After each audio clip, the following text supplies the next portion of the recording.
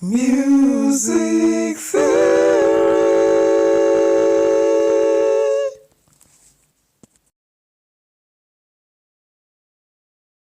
What's up, Tried family? I am back with another episode of Music Theory, where we debunk or prove, you guessed it, music theories. And today's one is that there is a famous hymn, in fact, two. One of them is Total Praise, and the other is I love the Lord. He heard my cry. Well, I love Whitney Houston's version. I think that her voice was made for that song. But back to the topic, I believe that those two songs are both written and composed by Richard Smallwood because they are so similar in song structures. If you listen to most composers, you will hear that they have a distinct style of writing music or composing music, or even, the way they convey those messages. But without any further ado, let's see why I think that is, or let's hear why I think that these two hymns were written by the same composer via a mashup. Enjoy.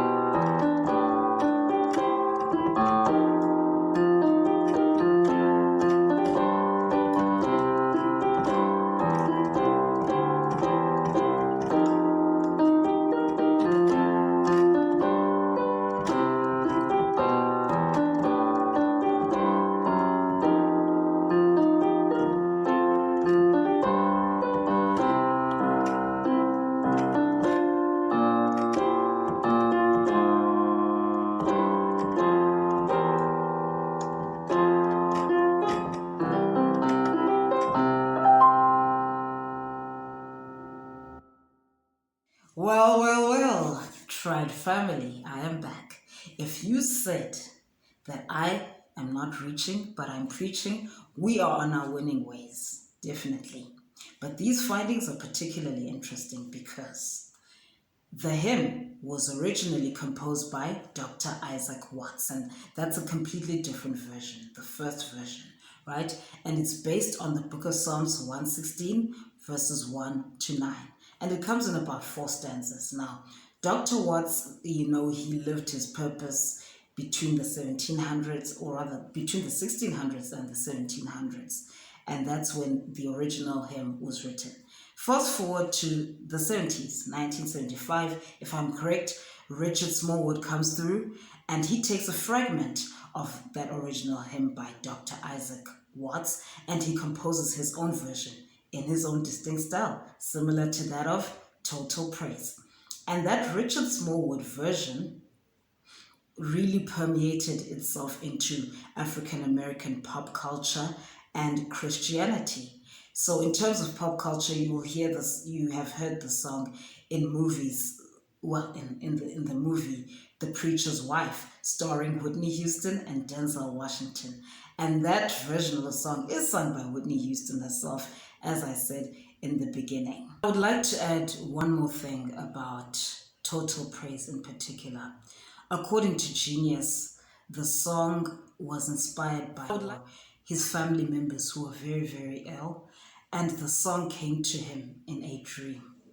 So I'd just like to say, based on that it's so interesting how creativity can thrive in the roughest of circumstances, like right in the valley.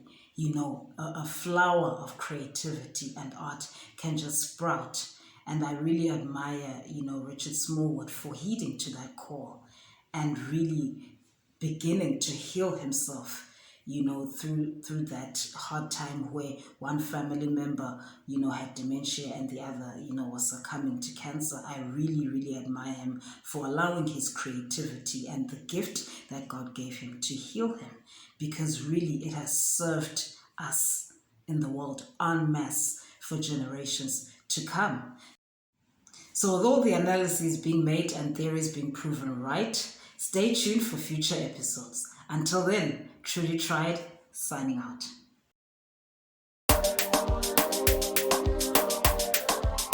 Ayo, ayo.